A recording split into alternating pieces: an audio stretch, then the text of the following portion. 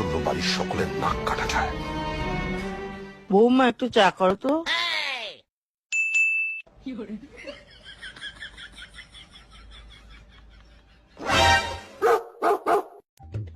বলছি 3 কাপের বেশি জল নিও না, 1 কাপ দুধ দিও কিন্তু, আর 1 চামচ চা পাতা, লিকার যেন না হয়। বলছি 2 চামচ চিনি দিও। না আসলে তুমি তো চায় চিনি খাও না, তাই বলে দিচ্ছি। আমি একটু আসছি। কি গো, চা হয়ে গেছে? এই তো বসিয়েছি তো। প্রেসার কুকারে? হ্যাঁ, আমি যেটা পেয়েছি সেটাতেই বসিয়েছি।